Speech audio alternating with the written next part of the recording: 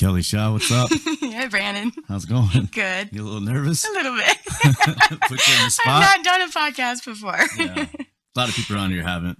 Yeah. Thanks for doing it. They're kind of iffy about doing it, too, because they think, I don't know, I'm going to edit them doing something wrong.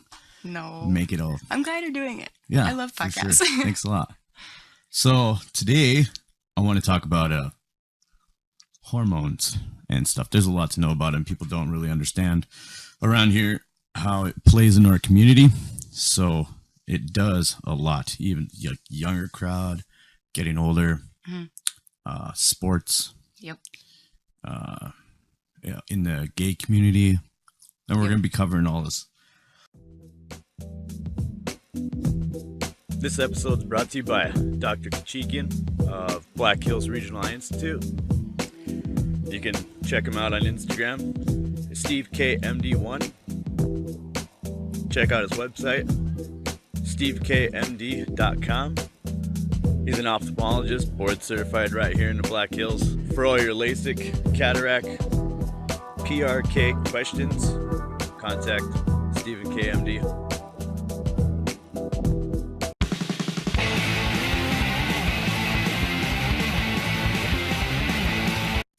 BHRTs are bioidentical drugs. So if you're getting testosterone from a reputable source, it's going to be made from soy or yam. BHRT is different. Most people just think they're the same, and they're not. And HRT actually has maybe some more risk than BHRT. So the way that we dose it, the way that we apply it, oral versus topical, testosterone is the same way. You don't want to take testosterone by mouth. It's tough on the liver. You want to take it topically. Yeah. So like pro hormones when dudes do them in gyms, because I've done pro hormones before that we got. You know, the guys, oh man, we went down to Complete Nutrition and we got bottles of like pro hormones. Right. And they make that, I forgot what that chemical compound is in there, but they mix like it's anadrol 1 and anadrol 2 or something like that. Right. Androdiol.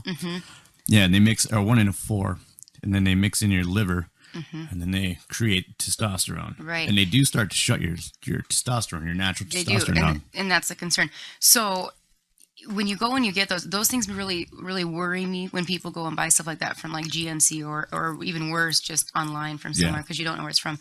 But it's got a feedback loop. And if you shut down your own feedback loop, if you shut down your own feedback loop when you're young, you're going to have trouble. And even when you're older, and that's a big problem, and people don't think about that, but you're going to have trouble having children. You're going to develop breasts, all these other things. You're going to start losing your hair. Right. You're going to get acne. You're going to do all sorts of weird shit. Yep, the whole nine. And you've got to do it. You do it responsibly and with the responsible doses, because too much of it's going to cause all the blood pressure problems, strokes, heart attack, things like that.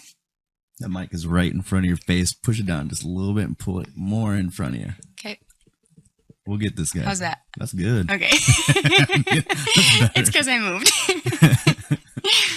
Yeah. So yeah, like when me and the guys did it, one of my buddies, he started like getting really emotional. I mean, he was on his way and he heard a song on the radio and he's like, "Bro, I about started crying."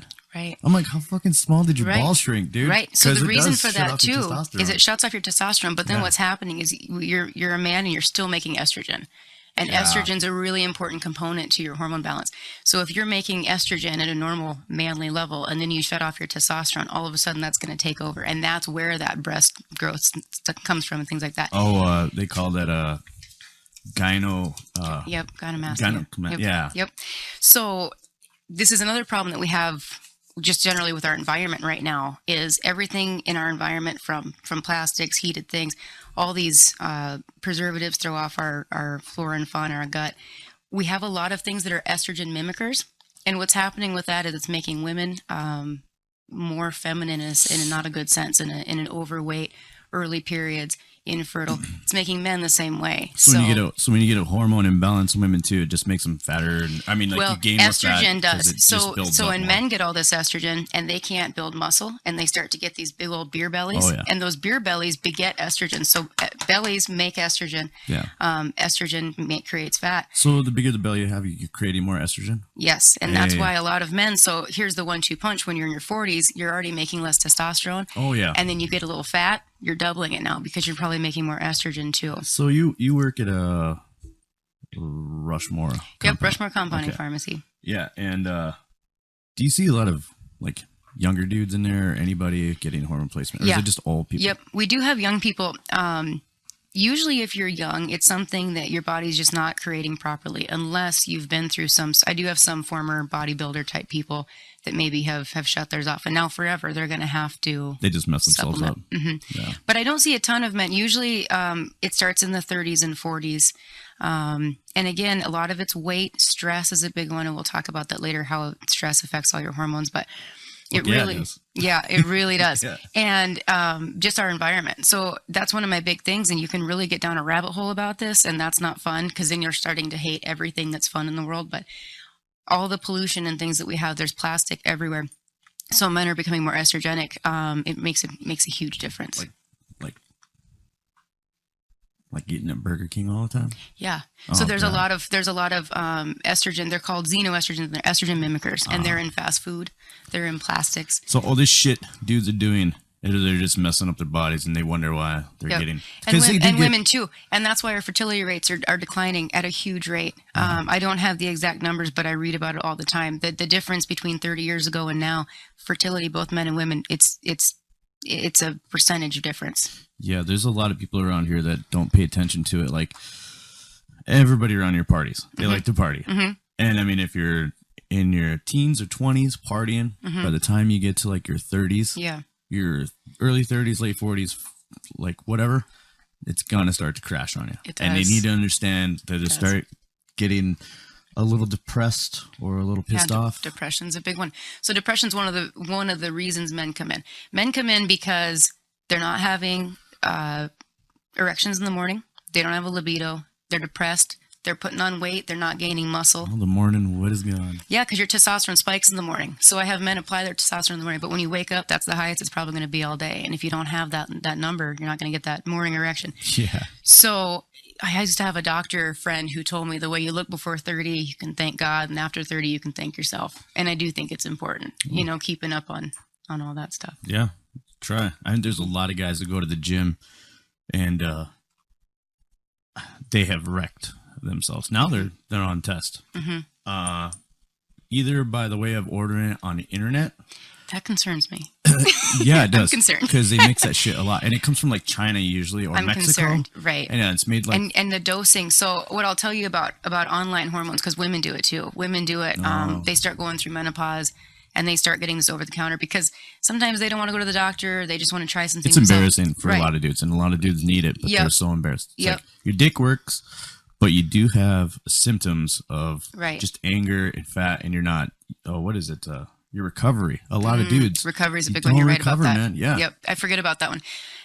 Women come in more than men to tell me about their husbands. They got bigger balls than guys do. Yeah, man. they'll They're come. Just like, they're tired of dealing with their husbands the way that they are. You know what I mean? And when you get things online, we do saliva testing, hormones, cortisol. You do that for saliva? Yep. I thought you had to take like a blood test. You can take a blood test, and if you're testing your hormones that you have right now, a blood test isn't terrible. If you are supplementing hormones topically, in particular, saliva is actually a better test. Hormones tend to come back a little artificially low, so we tend to overdose a touch on blood tests. But I've tested these women who are using a very small dose of progesterone in something they've gotten online, and then I test them and they're through the roof because I just don't think the quality control is probably there. Oh yeah. So when we make stuff, first all of our hormones come from yam or soy. I don't know where some of these labs are making their hormones from. I don't know if they're bioidentical, and I don't know what their concentration is because what I've seen, it's not right.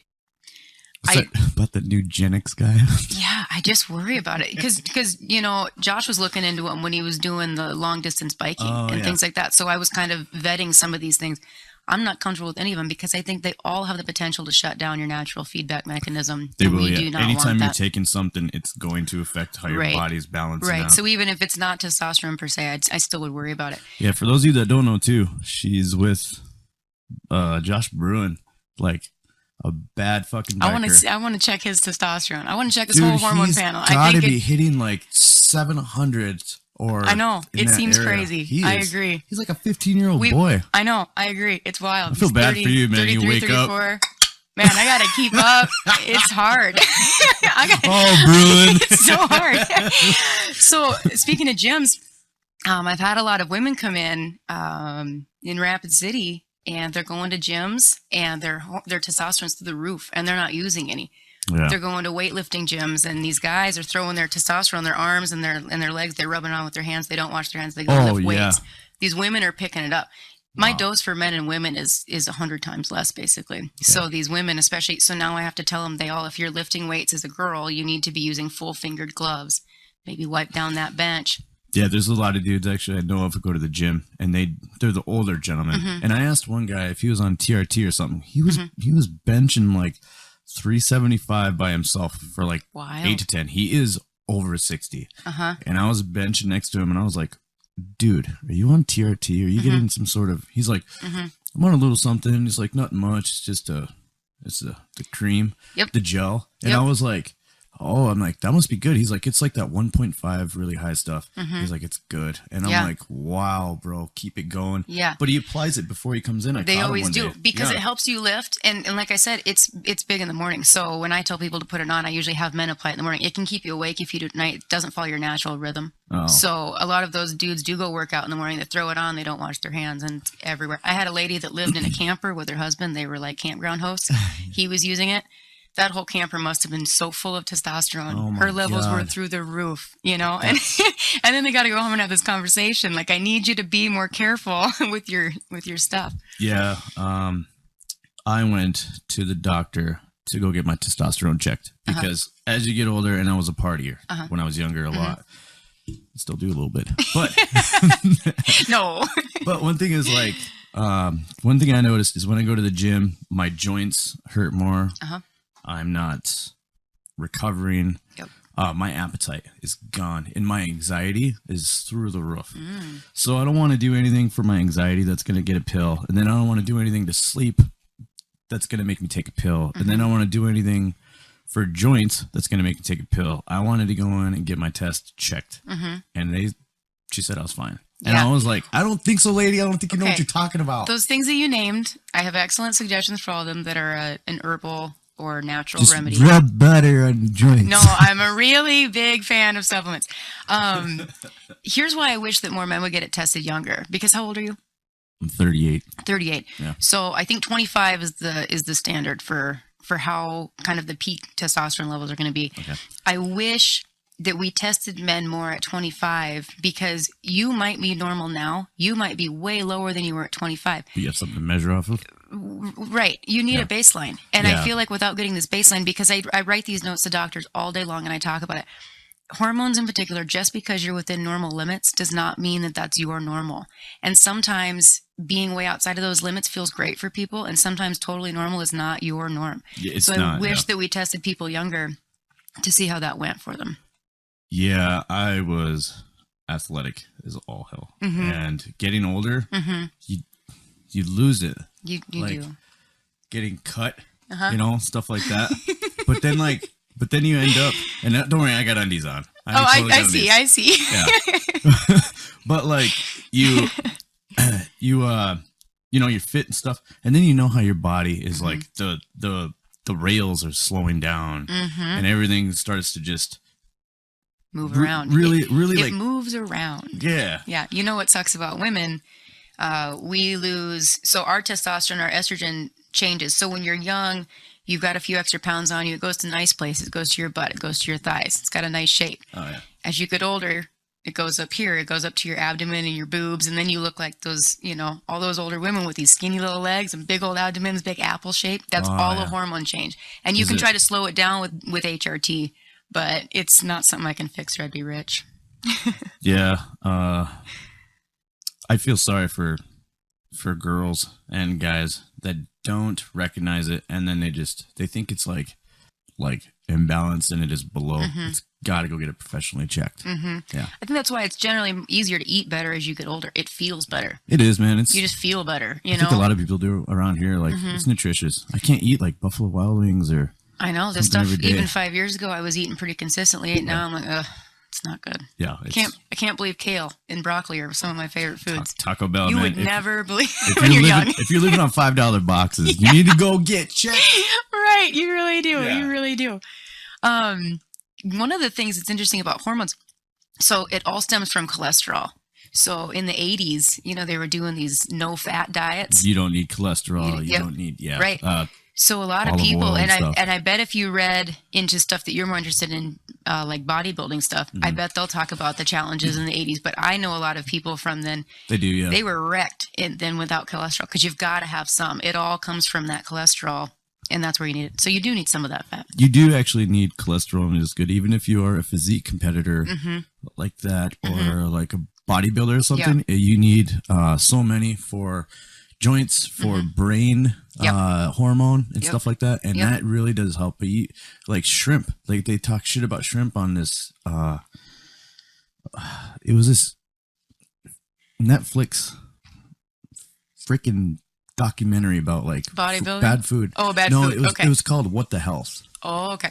And they talk about like how bacon and shrimp is bad for you. Like bacon wrapped shrimp. This is cancerous. This is cancerous. But that's because of the nitrates, not because of the cholesterol. Yeah, if you're drinking enough water, which a lot of guys do when they're lifting, you drink a lot of water to make sure if your sodium levels are going up a little bit.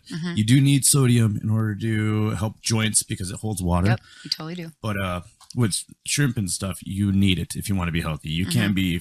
You are taking some sort of protein. Like it's really hard to be even vegetarian and get. I mean, people who are casually vegetarian and vegan, they need to work at what they're putting in their body. I know some dudes who are vegans and they're killing it, but they eat.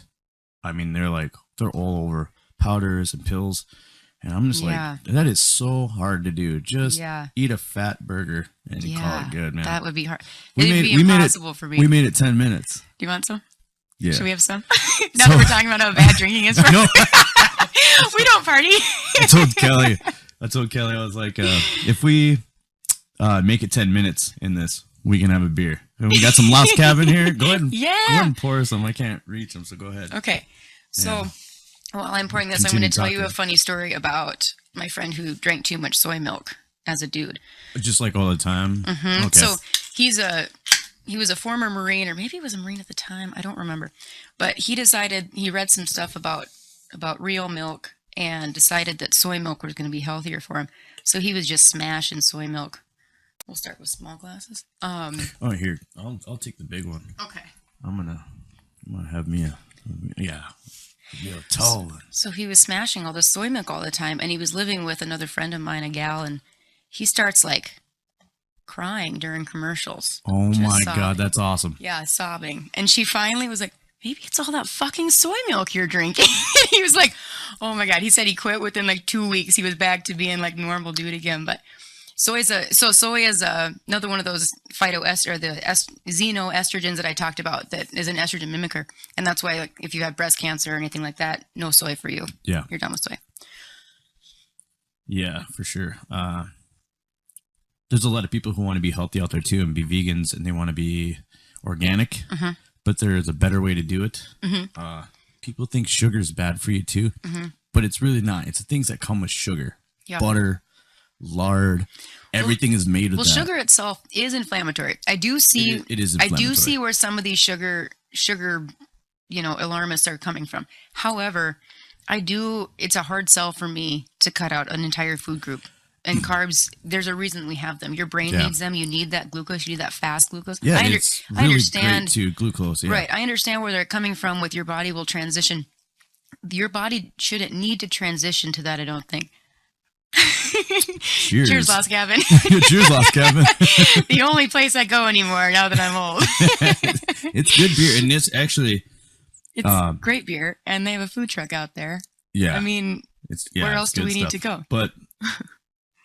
like drinking a light beer versus, a Lost Cabin beer, you need 2-3 of these to have, a good buzz, and then you're done. You could drink a 12-pack of Coors Light or Bud Light, Natty Ice, whatever. And Do you think about that? Yeah, like, just my general volume is less drinking craft beer. Yeah, and you're just putting it down, and you're drinking the cheap beer because you're like, a Bud Light's like crazy. Right. But you have like 3 of these, and I'm ready for bed, dude. Yeah, you're totally right. Yeah. We played softball. Lee and I played softball, and we were playing we had 4 games on Tuesday.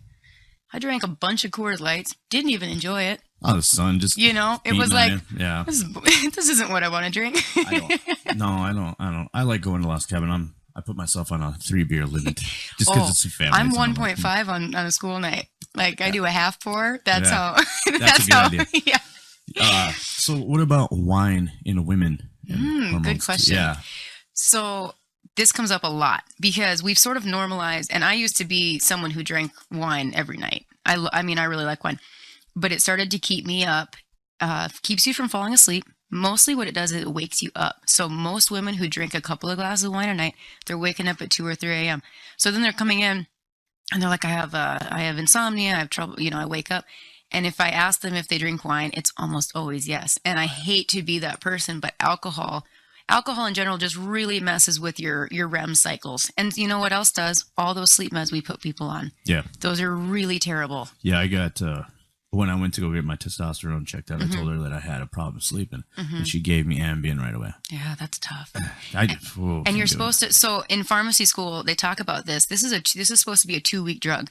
The amount of women in particular who are on Ambien for 10 years, I would say, because I talk to a lot of women about getting off their meds, because here's the problem with antidepressants, sleep meds. Oh, they're all a crutch. Both of those, they create symptoms that look like hormone imbalance. So they kill libido. They mess with your memory, so you get brain fog.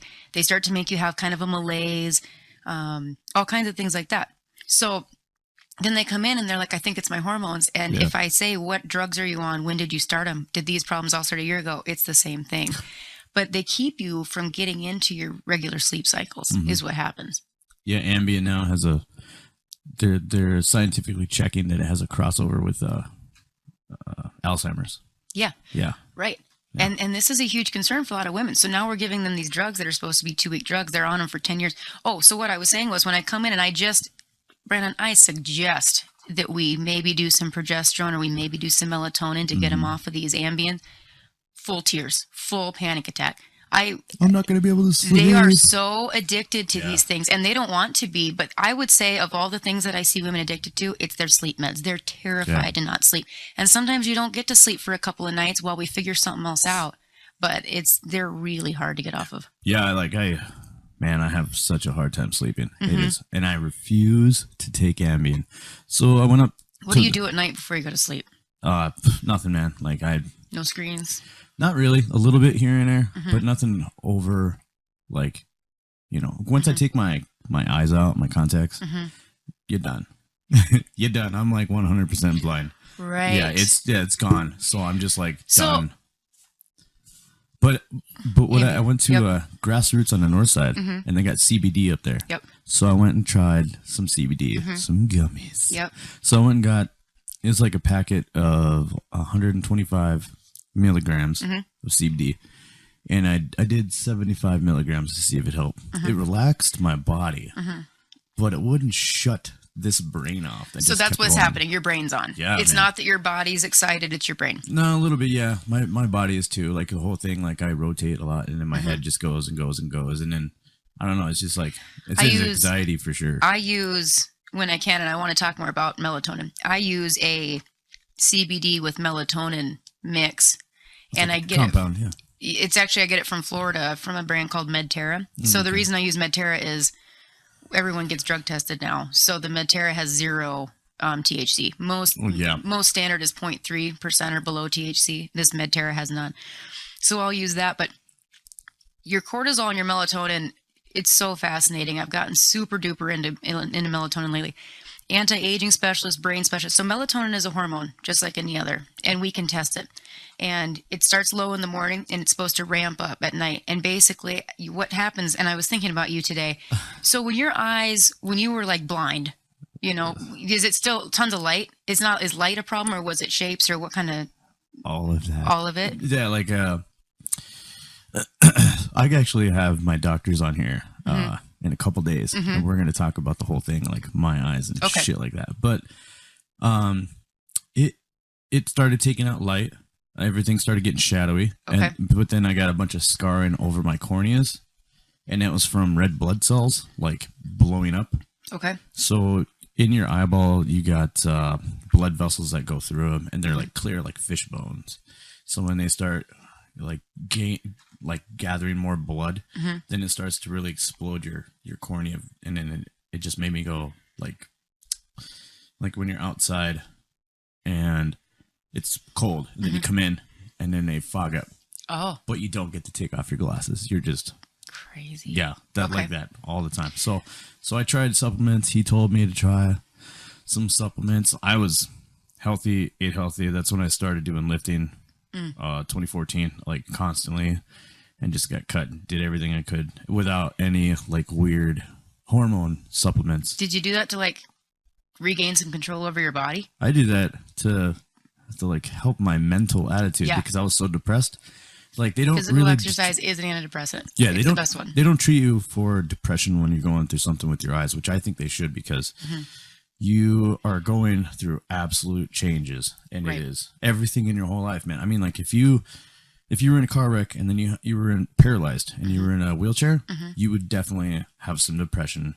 Right. I mean, if you broke your arm, you're going to be a little bummed, if you're like a baseball player or something like that, or it's your everyday life, or you ride motorcycles or something. I mean, it's just, everybody goes through a little bit. They just don't recognize it. I don't know why we compartmentalize our eyes and our teeth and our mental health as separate organisms. You're all part of the same organism. So our mental health, why are these optional insurances? Why are these different parts of your body that all correlated? Your pain, mental health absolutely has to deal with your physical health more than anything else. And we treat those as if they're completely separate beings, and it's wild. So melatonin, the reason I was asking about that, it's produced right through your optic nerve. So your optic nerve gives your body the signal to make that melatonin or not. So as soon as it starts to get darker, your melatonin comes in and it goes up. And then during the night, that's what regulates all of our sleep.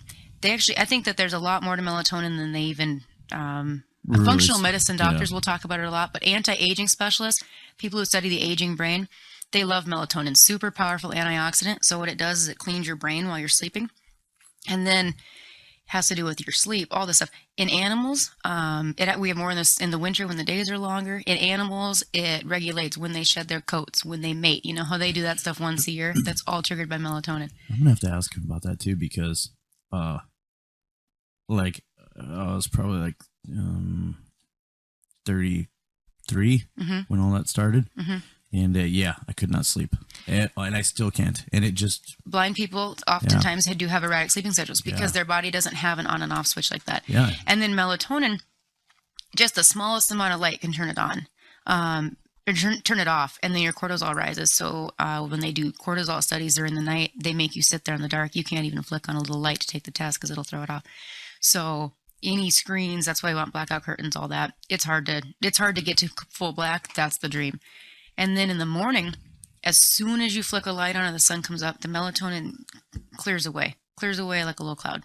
And then your cortisol amps up. And that's why like heart attacks are in the morning. People get amped in the morning. And you need that. That's your stress hormone. You've got to have that. But these are balancing things. Your cortisol comes up in the morning, goes down at night. Melatonin is the exact opposite. Our cortisol levels are wild. And this is my biggest problem right now.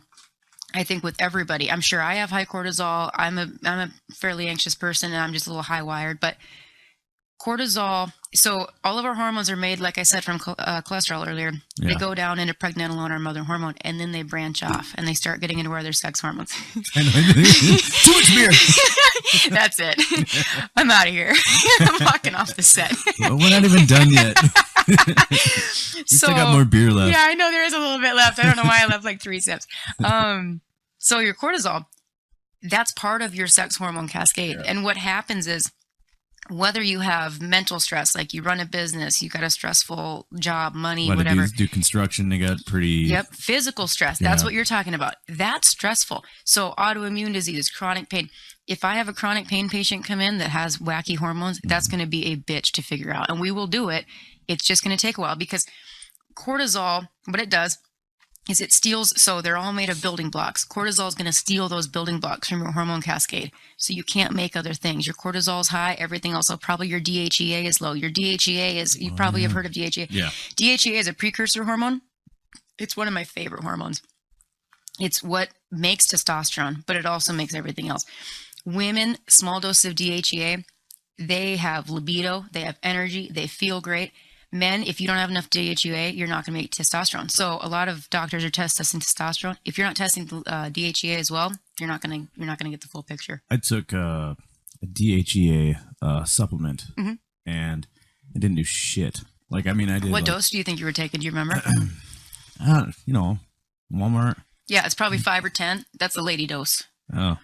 I don't know for sure. And maybe it was junk, like I said, over the counter stuff. But yeah, DHEA is one you can take safely.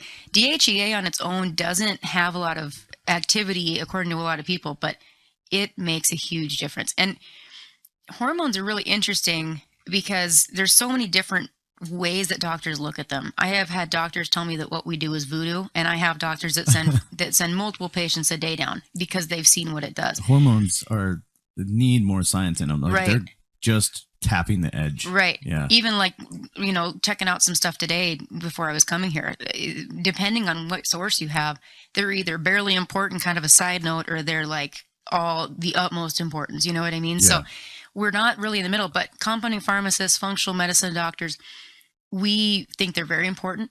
We have our first functional medicine doctor in Rapid City, Dr. Kyla Helm. We don't have any other ones. In any other big city, you'll get them a lot. And functional medicine doctors, they're going to look at your gut. So like sports? No, they're not going to give you a pill to treat a symptom. They're going to try to find the root cause of that symptom. Oh. So they're going to test what's going on in your gut. They're probably going to get a stool sample if you've got gut problems. They're going to make you do an elimination diet, cut everything out, add stuff back in.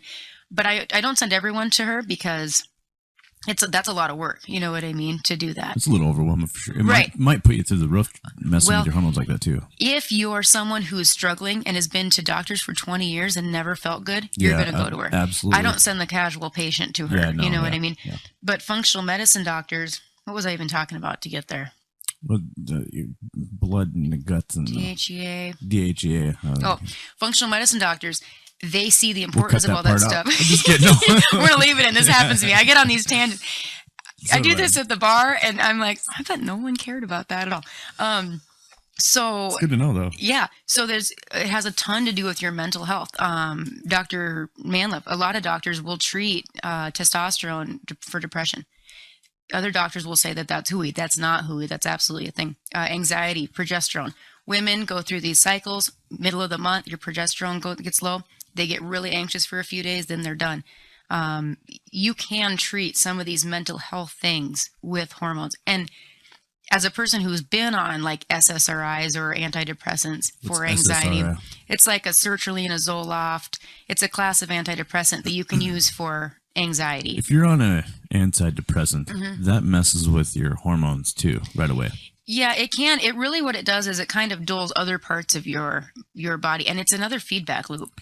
So the serotonin is the same feedback loop as like a testosterone. You know what I mean? And what we're doing is we're artificially. The thing about SSRIs, it's so crazy. They know pretty much how they work. They're still even a pretty gray area, and a lot of people don't need to be on them at all. What happens if a girl's on an SSRI, like an antidepressant? She usually doesn't want to have sex, and they usually don't have orgasms. I'll tell you that. And then what happens also if she's on birth control on top of that? Ooh, birth control is a really interesting topic. I get this question all the time. But what if they're on both, like that compound both? Like this is super patient dependent. So I can't say that this is how everyone is. But from my experience, so we're talking maybe teens and 20s, right? Let's just narrow it down a little bit. Let's go like early 20s. Okay. Yeah. SSRIs are usually going to dull your libido quite a bit, and it's going to make it really hard to have an orgasm. So some women still have a libido; they can't finish up.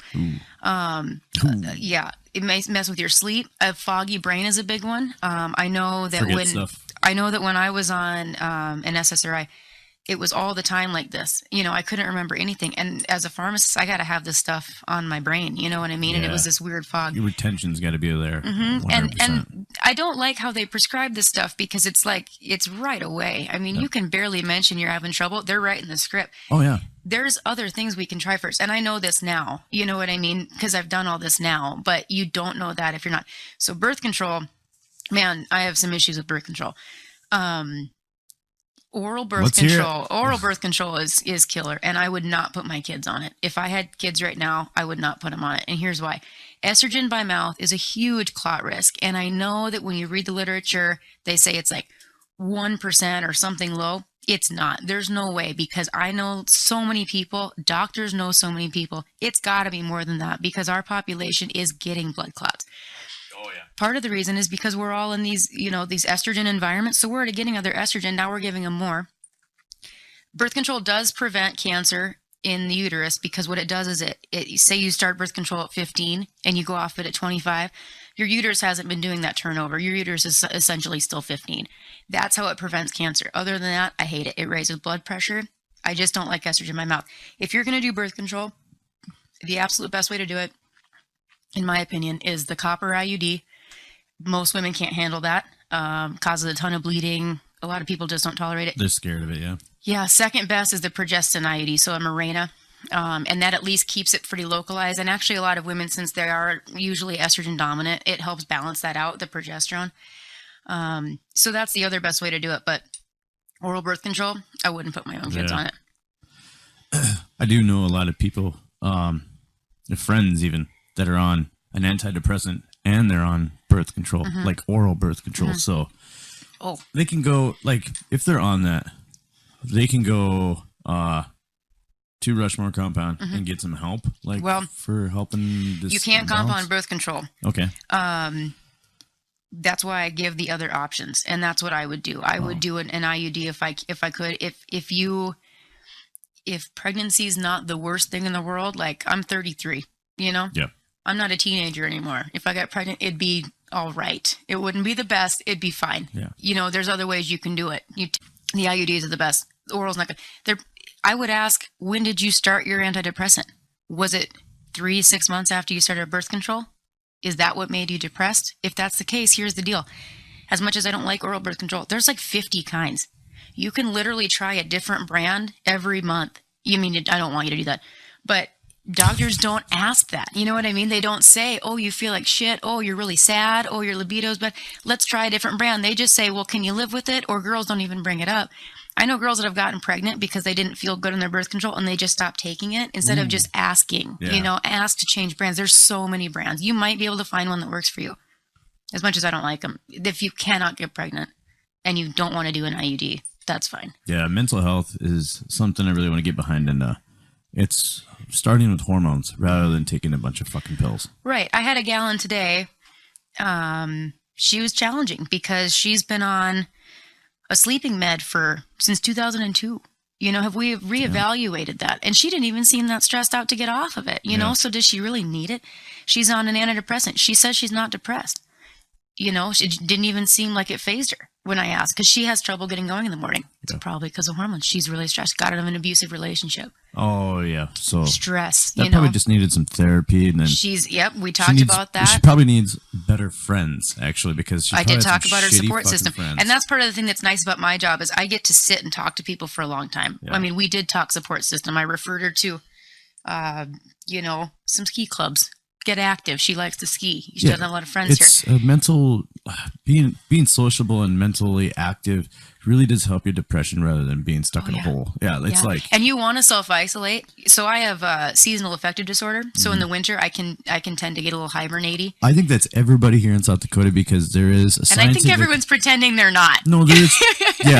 Actually, that's true. There is a thing I was reading about depression, and the color white brings depression to the brain and the cold. Yeah. So these things actually make people depressed. But living in an area, you kind of get used to it. You do. A little bit. Yep. But it still does. It does affect living in a region.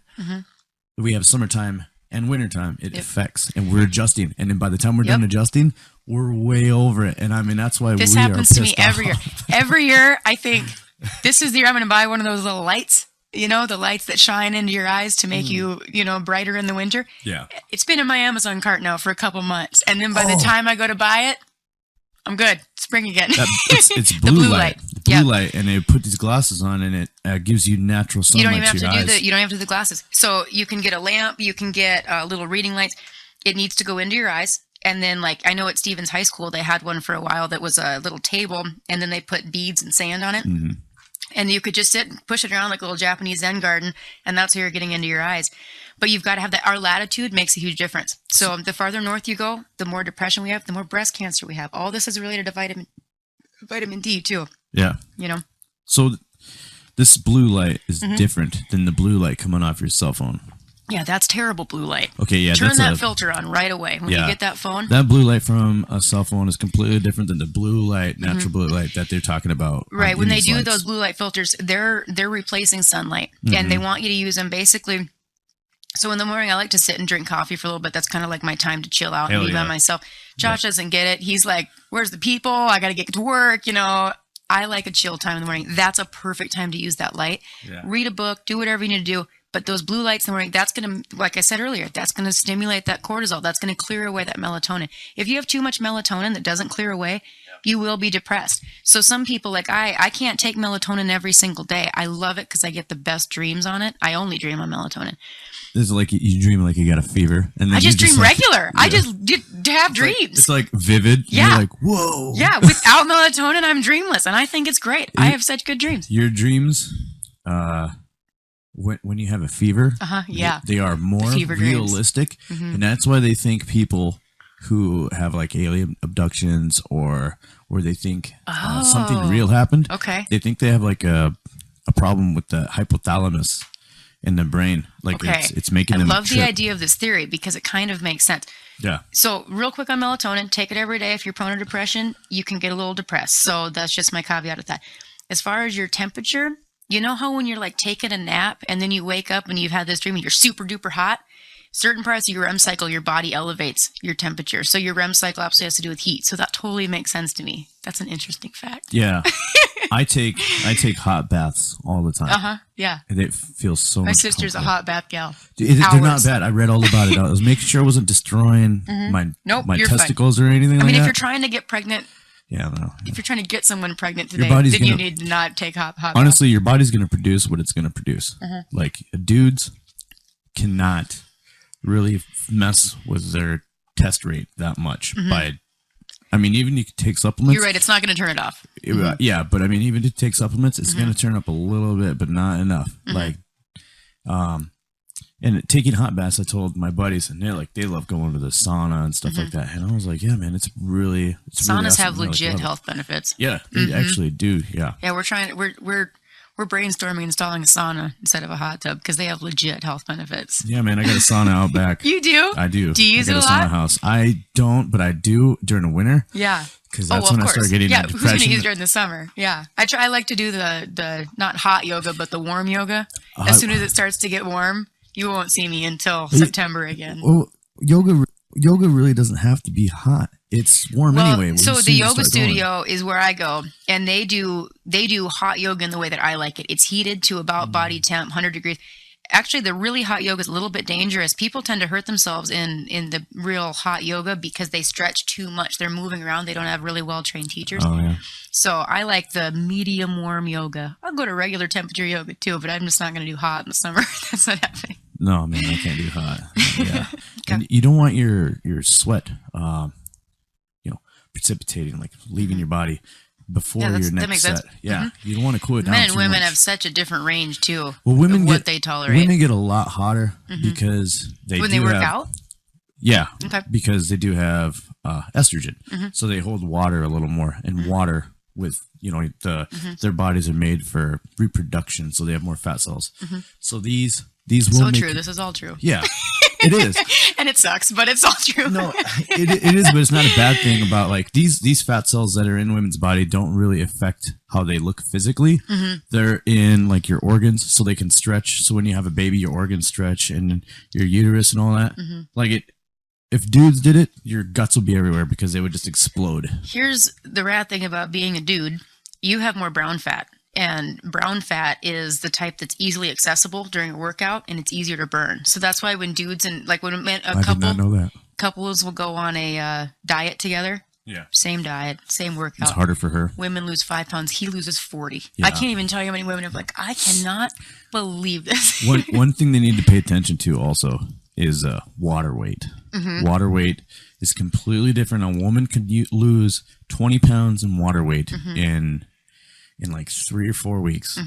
And then a dude could lose, I mean, we're naturally tighter, like less water weight, but fat is going to be a little harder on us. But women can lose water weight like crazy. I mean, they could do an alcohol bath and then just lose like 10 pounds in one session.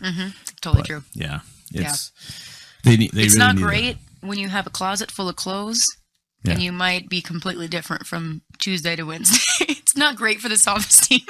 Yeah. Dudes are like, yeah, this will fit me for the next year. I used to train a couple girls at the gym. Oh, yeah? Yeah. And when they get their cycle. Monthlies. Yep. Their monthlies. Their cycle, their periods, Brandon. Yeah. But I used to tell him, I was like, she was like, kind of on my, and I trained like 4 girls. And I was like, if you feel uncomfortable at any time, let me know. You know, if you need to go to the bathroom, that's fine. Right? And if we're going too heavy, that's okay. Because it was at the beginning of their cycles always when they tell me, because I told them when they're on it, let me know. Because I read in this article that when a woman is trained by a guy, they don't pay attention to how it is being a woman.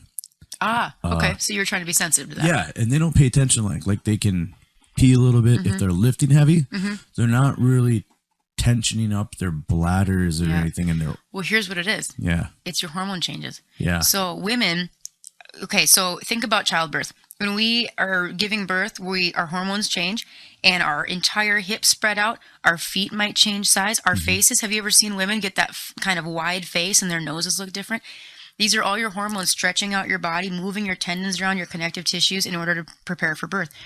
But this happens on a small scale every single month. So as a girl who, you know, I do a lot of sports, it's very frustrating because I can do the same thing this week and the same thing next week. I might be 10 times worse next week. You never know how it's going to be. Yeah. And men have that fluctuation a little bit, but as a female athlete, there's a difference in your flexibility. You know, your yoga things. Some weeks your balance is great. You're very loose. Everything's cool. Other weeks you can barely touch your feet or something like that. And it's all because of your hormones. So when you're training people, that's a good thing to be cognizant of too. Yeah. You know, and men don't have that fluctuation. They're relatively the same day to day. Usually a week after they get off their monthlies. Super good. They would be at their powerfulest. That would make sense to me because it's before they're ovulating, so they're not wasting any resources for that. You know, nothing's changing at that point in time. They're kind of just in resting state. Yeah. Yeah, it was always like a week after, like they get done with it, and then like, you know, 3 or 4 days later, you know, I don't know what the problem is. They were just like, let's go for max. And I was like, damn, all right. I like that you're I'm imagining you tracking cycles. Like, okay, Ashley's going to be great in 2 weeks. That's what we want. Kill it. Bodybuilding competitions coming up better. Like if it's the week of that. I saw some crazy bodybuilders today, like 61-year-old dudes talking about tight, you know, and this was kind of because I was getting into the anti-aging stuff. What were they talking about? Pull that mic up. It's so tight. Anti-aging. Oh. So, you know, there's a lot of school of thought behind hormones. I tend to be a little conservative about hormones because we make such small amounts of them. We don't need to go crazy. Too many hormones is too many hormones. But there are some doctors, and I'll do it because it's up to them. There are some doctors that like a lot higher dose, and their thought beyond that is they're anti-aging. They're trying to get these women in their 60s back to the hormone they had at 25. Oh, Jesus. I'm not looking for that. I just want you to feel pretty good and not be uncomfortable and kind of maintain your mental and physical health. But there are different schools of thought. And frankly, if they're doing the labs and they're, balancing your estrogen is your growth hormone, your progesterone is kind of your balance to that. If you're balancing things properly, really high doses might not be the worst thing in the world. But this anti-aging and functional medicine world, that's where these bodybuilders are going. They're going to anti-aging clinics to do this, and they're getting injections sometimes. And I know that some of those are a little questionable, but they're also getting these high dose hormones. Anyway, this 61-year-old today was a big testosterone guy. Oh yeah, tight all the way up. Damn, it was crazy. So, women have. Okay, I moved my mic around here. Women have two of the progesterone and progesterone, and the ones for the uterus. Nope. The walls. Right? Nope. So there's a whole class I'm getting schooled. That's all right. That's good. There's a whole class of hormones, progestogens. But progesterone is the one you naturally make. Okay. Women have 3 estrogens. One of the estrogens is sort of cancer protective. It's excellent for like vaginal tissue. It actually is what triggers your body into giving birth. It's called estriol, and it's amazing. It actually even has people who have autoimmune disorders. If they use more estriol, there is some data that they have fewer flares and things like that. Estradiol, that's your middle ground. Estradiol, that's your middle ground estrogen, and that has the most potent. That's the most potent of your estrogens. We supplement those. The third estrogen, that's called estrone. We don't give that. That causes cancer, and estrone is really the dominant estrogen in women post-menopause, especially in stress, obesity. So obese women make a ton of estrone, and that's part of the way that obesity contributes to cancer rates. And stress creates a lot of estrone. And estrone is, cancer is way more prevalent in people who are caregivers. So high stress, doctors, lawyers, teachers, people who do a lot of caregiving, things like that, they have a lot of estrone. And then your progesterone, that's your balancing. So your estrogen's growth, your progesterone tamps that down. We give a ton of progesterone for skin, hair, nails. If you have a stroke in a big city, they sometimes will give you an IV of progesterone. It's that good for your brain. And then the other 2 hormones that I usually give, DHEA and testosterone, those are your androgens. Yeah. Those are the ones that make more male features. But women need those in small doses, and we forget that. But women, when they lose their androgens, they get this really low-level depression. It's just small, but they don't have like a zest. A lot of them are like, I just don't feel like I used to. I'm not the same gal I was before. I don't have as much fun. That's how a lot of dudes feel too, but they're just afraid to admit it. Right. They think if they have a problem with like hormones, their dick ain't gonna work. But no, it's not about that. It's about, like, honestly, like if you're an older dude or an older female, or even, middle-aged, it could happen to anybody. Oh yeah. You could just get high anxiety, and your body isn't recovering, and then your diet's fucked, and your depression is going through the roof. Or you could be angry. You could also be angry or depressed or feminine or more manly. Yep. Like women stress kills it. Yeah, women who have high testosterone rates, usually they have acne, thin hair, like they're thinning on the hair.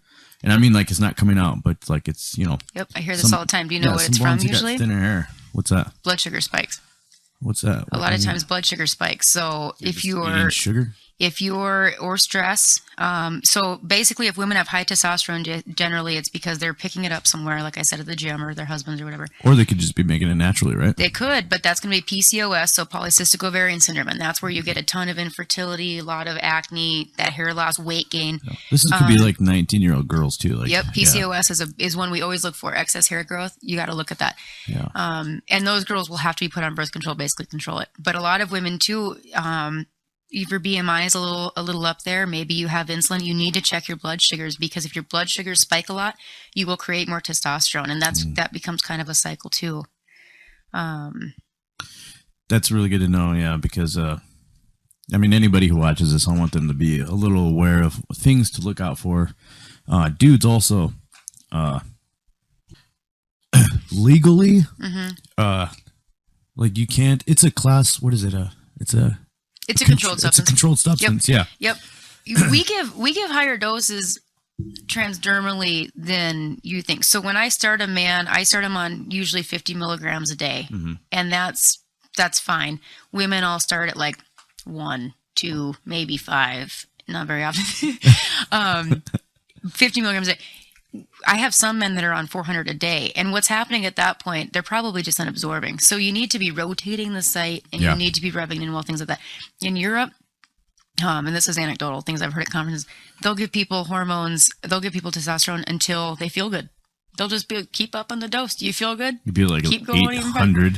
Right. And I can't believe, I mean, here you can't do that. What do they call that? 800 nanograms per mil. Usually. Yeah. And that's a lot, like in a body. You know, being 15, a kid, he's usually running around at like 750, 800. Yeah. And that's normal. But that's for like growing your body. That's not like bodybuilding mass. And then I think the regular scale is 300 to 1200. So that's not too high. That's not too low. But the amount of men. That's a big scale, though. I can't even believe they put that there. It is, and that's what I mean about the baseline. Yeah. So if a guy comes in and he feels like crap, and he might tell his doctor that, and then they do the test and they're at 450, the doctor might say that's a normal level. But what if they were at 1200 before? Yeah. Obviously, that's going to make them feel different. There we go. I had to fix my hair. Did you get your hair all figured out? Oh, the thing about hair that's interesting. So hair loss is a huge reason people come in. Hair loss is really big. Yeah. Injections also, they get testosterone injections in their hair from and remind me to talk about testosterone injections in a second. So when you lose your hair from the front, a lot of times that's genetic. This bald spot up here, that's testosterone a lot of the time. So it's less testosterone? More testosterone makes you bald up top. Okay. And then most of those dudes are bald probably because they shave, but they started up here, I almost guarantee it. Well, all the dudes who do testosterone were thinning a little bit, but after they started injecting... Yep. Fucking gone, man. And that's because it metabolizes its DHT of different forms, and that'll really make you bald up here. So women that lose it all over, that's going to be some different things. Usually progesterone, maybe thyroid, things like that. From the front, almost always genetic, and you're not going to be able to put that away. So injections, I get a lot of people that come to us from injections because they're not happy, because you go to a doctor and they'll give an injection and they'll feel super duper good for like a week. And then you peak and trough. So they feel super great right away. And then they feel like junk for the next 3 weeks of the month until they get their next one. So I do think sometimes that transdermal everyday thing might work a little bit better. But then you have the risk of wearing it off on other people and things like that. Let's talk about menopause. Okay. What the fuck is menopause? It's the same as menopause. It's just like a really great name. It's a real thing. It's a terrible name. All guys think it's a joke, but they call it starts with an I. I forgot what it's called. I don't know what word would start with I, but yeah, it's a real thing. Yeah. Because, like I said, a big part of it is our growing obesity problem. We start to make less testosterone, and we start to get really stressed out as we're older. We all, everybody's got a job, everybody's got a car. It's so bills, a family. It's like in 2019, it's just stressful to be alive. It is. I went to a conference once with, her name's Pamela Smith, but she is so brilliant at hormones. She's written all these books, and she has this huge practice. People fly to her from all over the country. She thinks she's had 2 patients that aren't stressed out, and guess what? They both came from very wealthy families. Oh man, they had a healthy family home structure, good kids, some pets, everything's cool. She said everyone else is stressed out. So yeah, if you're broke, you're probably a little more stressed out. But if you got an ex-wife, you're probably 3 times more stressed out. And you need to go get your hormones checked. You probably got another wife, and you're probably stressed out. You probably got a couple of kids. Yeah, absolutely. Being a single parent, I guarantee it's going to mess with your hormone level because you need... For sure. Yeah, and everybody's like, I'm fine, I'm still horny. Like, that's not it. Your mental... your mental... That's like, no one's ever said that to me, but that's great. That's how people justify. That's how maybe men are like. That's how people justify. This is all working. That's how people justify hormones. Yeah. They're like, I'm still horny, I'm fine. Like, no. If sex is fine, I'm fine. Okay. Yeah, like, do you get angry out of nowhere? Oh, hot flashes in dudes too. You start sweating profusely. Yep. I get that. And I don't think it's a real thing. Like, I was like, babe, she was like, you're sweating all over me. She's like petting my back. She's like, you're gross. I'm like, I don't know, man. Like, I'm 38 years old. Maybe my shit's all fucked usually up. When people, before, like, you're not in menopause or anything and you live healthy, but there are fluctuations to your hormones. And a lot of times it's not even that you don't have enough. It's just that you have a lot all of a sudden or not enough all of a sudden. So when people, like I said, I mostly deal with women, but when they come to me in their 40s, they've still got plenty of estrogen. They're having fluctuations. Their body's dumping a bunch all at once, or it's coming back. So it happens all the time. Sleep, stress, the whole thing. I'm not texting. I'm looking for an app. Oh. There we go. Sorry. Anyway, I like. What kind of app are you looking at? This was a year ago that I went and got tested. So we're going to pull this out. I'm going to get evaluated. Oh, good.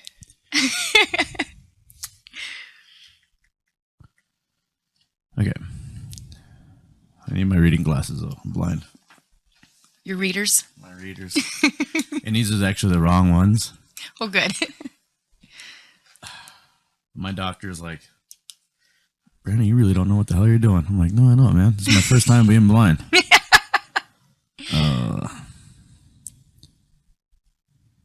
Find appointment, my records. Well, are we looking at your portal? Are we looking at your labs? Yeah.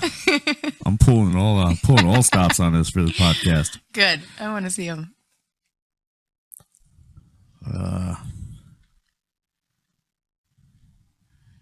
Problems. Results. That's what we want. Lipid panel, right? Yeah. Well, lipid panel's your fats. We could take a look at that. Okay. Oh, well, take a look at my lipid panel. She actually lost her shit when I gave her that. She wanted to put me on something. She's like, your cholesterol's through the roof, Brandon. I'm like, yeah, 98% of my family has died from heart attack. All of them. Just your LDLs are bad. But here's what I think is weird. So your HDLs are bad, and those are your good fats. And you know how you raise those? Yeah. Exercise. So that's weird. This is when, I was lifting like crazy. And this is last year. This could definitely be a familial thing, because your HDLs, so when you do your heart risk, they add up all your lipids. HDL actually takes away a point. That's a good thing to have it high, and yours is very low. No, I'm like, that's surprising. An active, healthy dude, and I don't do a whole lot. Other stuff in there? Your hormones? Absolutely. Yeah, hit me. Fuck my life. I'm always like asking people what their labs are. They never know. They don't have them on their phone. Speaking of apps, I'm going to do a little plug for a good app for women. Clue is my favorite tracker app for women. And you can put in, breast tenderness, teary, acne, when your cycle is. People think period tracker apps are just for like ovulation. They're excellent to make you, if you're someone who's anxious, depressed, things like that, you can track all that stuff. And then you can find out when you're going to have a bad time. And that's nice. Wow. So Clue. That is awesome. Which app is that? Clue. Like the game. Clue, okay. Yeah. So look at there. Okay. You see where it says thyroid, and then below it says test? Yep. You can check both of them out. Go ahead and click one, and then just back just to get to that screen. But let's check out thyroid first. Okay. Let me go back then, because I saw your testosterone. Let's not get there yet. Okay. Let's wait. Give it a minute. Your TSH is... So this reference rate, TSH above 2 now is a little bit concerning, but you're at 2.05. I wouldn't worry about it. Do you lose hair? You have a lot of hair. No. I'm bald. Are you? Is that why you have it so long? No, man. I was wondering if you were doing some sort of... No, I have no body hair, but I got me a mane very going on. Very smooth body hair. That's just being Mexican, by the way. Oh, is that a thing? Yeah, apparently. And you get some facial hair, and then, I don't know, you get to hair your legs, and that's it. You do kind of look like that. You kind of look like that Mexican guy that's in all the movies. Oh, that ugly guy, Danny Trejo. Thanks a lot. He's not ugly. I think Danny's great. And he does a ton of community outreach. Did you know that? I think Danny Trejo's great. Yeah. I think yeah, and he's in every movie ever. He's like your stock Mexican for every movie. He is. We need a Mexican called Danny. Yeah, Danny Trejo. I'm in a knife fight. Yeah. So your free testosterone's just barely in range, huh? Did you notice that? Yeah. And actually, I told her, too, it's not healthy because I can make it drop. And this is like at a point where I was like dieting like crazy, but I'm over it. I was like, I'm going to go back to eating intermittent fasting, and I still do. Yeah. Because it's the only way I can eat. Yeah. If I have to stop eating. Take that break and then you're hungry or what? Yeah, you got to let your organs clear out. Because, I mean, you get bloating and stuff from even eating the lightest things nowadays. Yeah. I get... I think IF's interesting. It's more interesting to me than like keto. Because way better. I do see some actual benefit to it. I think that it's just harder to overeat if you're only eating, 2 meals a day. And then there is some thought that, so the dangerous part of fat is the fat that lives like mostly in our abdomen, and it's organ fat. So that's the dangerous stuff, and that's beer bellies. They call it cold fat too, because it doesn't have a lot of blood going to it. And that's why every time you touch your hips, you're cold because it's less blood. So it's a harder part to lose. Yeah. That could be the inside fat. It's where you get your problems with your metabolic syndrome, things like that. But, where do we start? How do we get there? Well, again, yeah, Kelly, I know this. You're happens. supposed to be on top. I get so excited. I get so excited. So about intermittent fasting. Intermittent fasting. So what happens? Sorry, this happens to me. I get excited. I get too many things I want to talk about.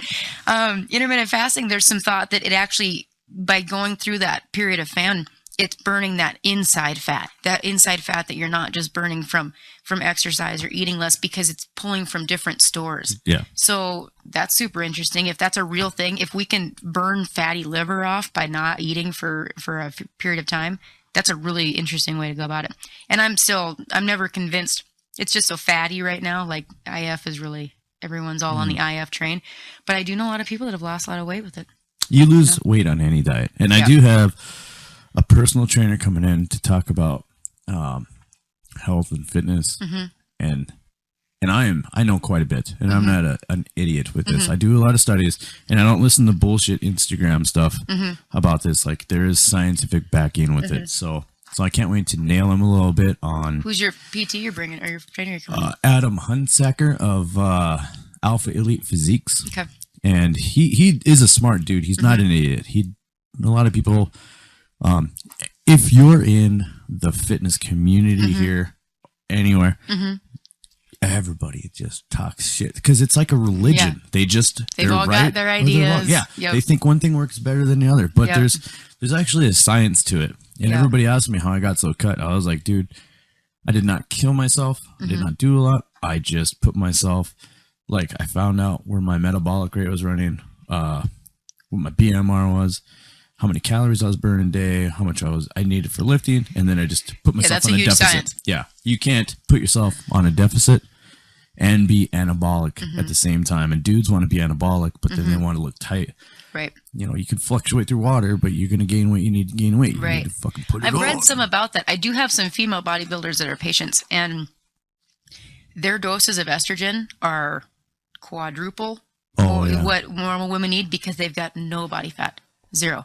So if they don't use that, they can't keep any femininity to them. And also they probably just don't feel good. But probably the number one reason people get erectile dysfunction is because they smoke cigarettes. Ooh, smokers. It messes with smokers. Take it easy. It messes with your blood vessels, right? And that's all your penis is, a network of blood vessels. So if you start to harden those blood vessels, you're not going to be able to have an erection. Do they got to smoke a cigarette before they get hard or what? I don't. They got to do. I used to have. Okay, so we used to have a sterile lab. This is going to make you cringe. All right. We used to have a sterile lab, so we would do injections. And at a certain point, now some of these people had a disease, prostate cancer, or they have an arterial disease or something. Some people smoke their whole lives. The Viagra's and things aren't going to work for them. So we used to make an actual dick injection. Viagra's don't work. Yeah. You can get to a point where Viagra doesn't work. I thought that was like this super pill or some shit like that. Right. So we used to make these injections, and they would have to inject themselves to get an erection. And there was literally some tips, like on the manufacturing packaging, that like you could put like a scrunchie around the whole area to keep the drug in. So imagine having to go through this whole rigmarole because Viagra and stuff doesn't work. Don't smoke. Just don't smoke. It's the worst thing. I think the 2 things you can do that really screw yourself over, smoke cigarettes and don't work night shifts. What? Yeah. Don't work night shifts. What's that all about? Really, really hard on your body because of that cortisol, melatonin stuff that we talked about. So it's fluctuating. When I use those herbs, those herbs I was telling you about earlier that I will tell you about, for stress and sleep and chilling out with your cortisol. So what happens when you get stressed is your cortisol spikes and then it troughs and then it spikes. You want to keep those smaller. You want to keep those peaks and troughs smaller. So adaptogenic herbs, ashwagandha is my favorite one. They've done studies, and the studies that they've done are out of Europe, and they're on high-level athletes and they're on night shift workers. Night shift workers, if you bring in a night shift worker, just like a chronic pain patient, their hormones aren't going to be right. So if a dude is doing swing shift, 2 weeks on, 2 weeks off, like days and then nights, that is really messing with his. It could be. And that could be, I have trouble deciding if it's better to do that varied shift or if it's better to just go for nights and you're a night guy now. Yeah. But I think they're both bad, to be honest with you. They've studied melatonin levels on people who have night shifts. They'll completely switch. And that seems okay, but there's a certain point at which your body doesn't adapt properly. When your cortisol and your melatonin is dictating your sleep, your hunger, your sex, all these processes in your body, and you're messing that up to that extent, we're just not meant to be like that. Yeah. No, we're actually not meant to be it's fine to stay up at night, but you do need sleep. Yeah, you do need sleep. And your body will adjust to that. Yep. But working and on top of stressing and then having to get a couple hours of sleep, manage the rest of your life, that is going to be some serious cortisol level raising. Right. And that's exactly what it does. Yeah. It's wild what it does to your body to work night shifts. And people that come in, they're like, what can I do? I'm like, honestly, first thing, I would love if you'd find a different job. And I know that that's so much easier said than done. Yeah, it is hard for people to. That's why I left Missoula, because the pharmacist jobs in the college town where there's a pharmacy school, they're all night shift at the hospital. And even then, I knew that I couldn't handle it. Just emotionally, mentally, I need the sun. I'm a sun person. Yeah, I can't be out at night. I get angry at my girlfriend when she takes a while for me to get outside because I'm just like, I need the sun. Yeah. Do you ever feel like almost manic on a nice day? I do, and I know I am. Like I'm really more in tune with myself than I was when I was young. That's nice about. That's the thing that's nice about getting older. You gotta force yourself out. You gotta be like, I need to get outside. You get outside, you smell it, you look at it, and now that I can see a little better, I like it because when I was bet depressed, that makes a huge difference. I never wanted to go outside. Like I mean, looking at it, you can even see a blade of grass. I was like, I know, man, I know. Yeah, that totally makes sense. Yeah, it's really good. Like Josh kind of has me going on that. Like if there's a time when you think you don't need to go outside and you're not feeling it, that's probably when you need to go outside the most, and get out there. And get out of your comfort zone. And there's some days, I mean, if it's a nice sunny day and I see it, I can do 100 things that day. Yeah, I mean, you need to get out of your comfort zone. I get amped about the sunlight. I love being outside, man. Yeah. I get a kayak. Oh, Kayaking's a shit, dude. It's my sister's a big water baby. She's got a paddleboard. She does the whole thing. I'm a little afraid of water. I don't know why. I'm Mexican, man. I'm Mexican, man, so I'm straight up in it like everybody's just I don't understand. I wouldn't think that. Yeah, man. Okay. I'm like a fish. You're water people, all right? Oh, yeah. Water people. What are they? Yeah, I'm not. I'm like uncomfortable. When I'm out of the boat, my feet are up by my chest. Yeah. I'm like a little ball. I love the water. So people who maybe are like a little scared and embarrassed to come see you to get tested. Yeah. What is the best way to go about it so they can come and get tested? So what we do is we'll give you a kit you do at home. You don't even do it with me. It's just a saliva kit. So you spit in some tubes. You got to have a lot of spit. But basically you just call us. And then my gal's out front. Usually it's a lovely gal named Rose. And then she'll give you a kit and we give you a questionnaire because like I said earlier, I need your symptoms and your medical history to put with those labs because those labs might not be enough. Absolutely. So she will give you a questionnaire and she'll give you the lab kit and then you'll go home and do it. They'll send me the results. We'll call you and we'll set up an appointment. And it can be by phone. I never have to see you if you're concerned about this. Yeah. I know that sometimes some men seem a little bit weirded out when it's a girl, and some men seem super fine with it. So men don't. They don't want to talk about some of their symptoms, but they don't major in pregnancy. Yeah, and then they think that women shouldn't major in testosterone for men. Yeah, so it's gonna go both ways. But just like, get it fucking fixed, bro. Any doctor or anybody who works on stuff like that, they'll tell you that they've seen worse. They've seen it all. No big deal. And women are the same way. So some women don't want to admit, I think, that they're having an issue, just kind of a sign of weakness or I'm getting older or something. I know a lot of women that don't want to hear that they're getting older. Yeah. Well, even at a young age, like early 20s, 30s, if you're going to try and have babies, get it done. Right. You can always go in. You can always go in. So anyway, you just call. We can give you the test. We can chat. And then Rose will just set an appointment. And then we'll go from there. What I'll do is I'll look at your stuff. If there's something we need to do, we'll chat about the options first. I don't just blindside you. And then what I do is I write notes to doctors generally. And some doctors I work with constantly. I'm just like, I think she needs some of this. Some doctors I don't work with a lot. I'll write a little more detail. Here's what I think. And they can always say no. But the nice thing about all this stuff, so I graduated in 2012. When I graduated, I probably had 3 doctors that I could consistently go to. Yeah. Now that it's only 7 years later, I have probably 20 or 30. Good. So even if you need a doctor suggestion, you can call. Cool. All right. I think so, man. Did we cover it? I think we did. I think we rambled on so much, but it was good. I think we covered it all. Oh, okay. This is the last area I want to cover on. All right. I want to know how the transgender community is actually using the hormones for HRT replacement for men and women. Right. Yeah. So this has gotten to be just so much easier. Just like I just said, the amount of doctors that will do it now is way different. So I used to get... We're going to have to pause this because I got to go to the bathroom. Is that what you've been giggling? Anyway. Should I just wait? 2 seconds. Yeah, just wait. I'm going to leave everything rolling real quick. I'll be right back. I'll just drink my beer.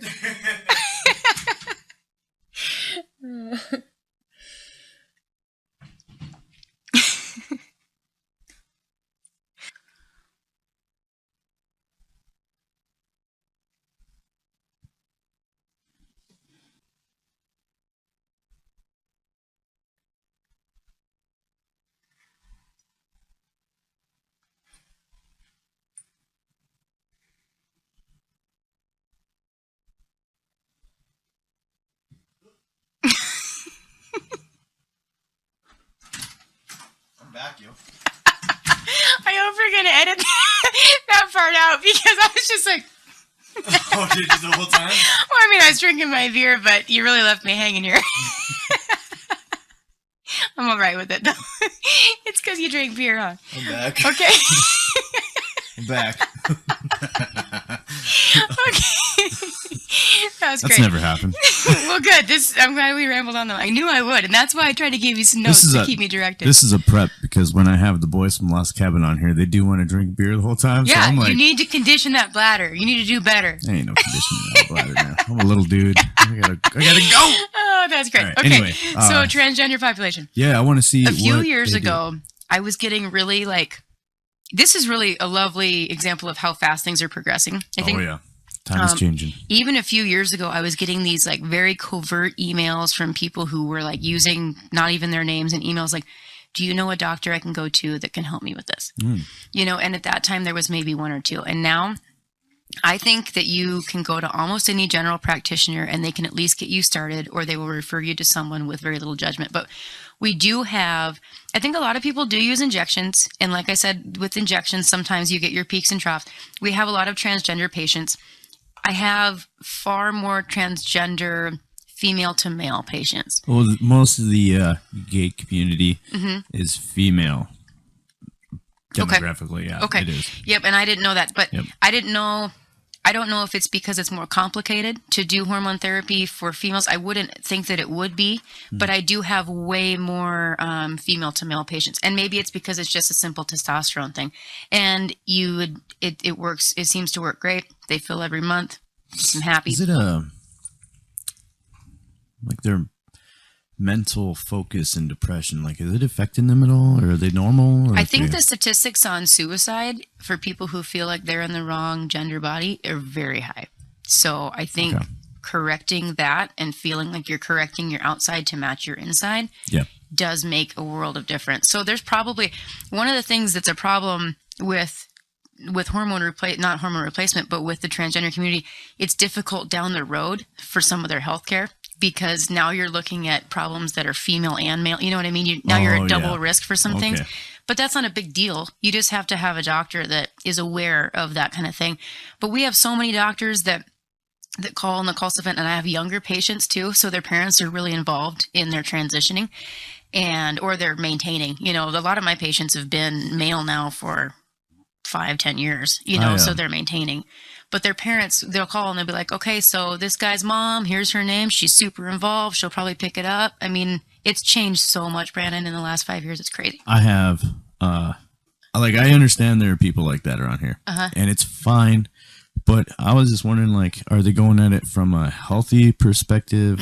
Or, so now, if we switched genders. Yes, there are some health. My joints, my liver, my kidneys, my mental health, my anxiety, my sex drive would all be affected in a different way where my estrogen level, I would try and be more feminine. And then they need to, like, what I was thinking is, like, the LGBT community needs to start a fund, like a not a fundraiser, but like a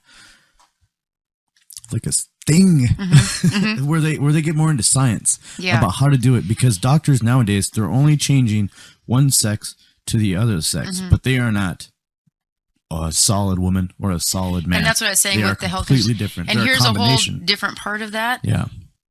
So I'm a female now that's male. My insurance company's not going to cover my pap smear if I still have, oh, right, you know what I mean? Right. So there's a whole like can of worms when it comes to being both biologically, you know what I mean? They will let you on your paperwork here in South Dakota, though. It is not illegal. If you change your gender on your paperwork, you can do it. Yeah. So if you get it done right, then it'll probably be covered if you get it changed. I think where my concern would be more is, and this is just because of the way the body ages, there's a younger period of time that would concern me a little bit more with that hormone change. Oh yeah, for sure.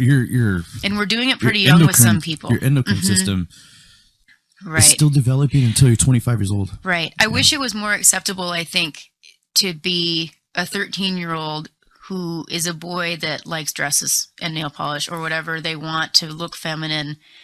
Yeah. Than to start transitioning then. And I get the mental health. There's a lot of debate in the mental health community because like I said, there is, but I really don't think they're crazy or anything. I don't think they're, I think we're such a crazy species anyway. We're Homo sapien. So we are evolving. And then it's just people prefer these things to what and to it's be. Okay.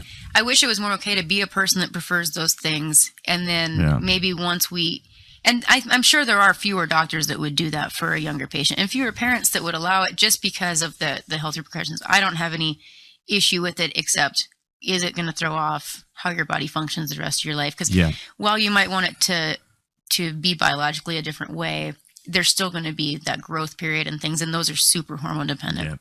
Bone structure, strength in your bones, density, and it really messes with that.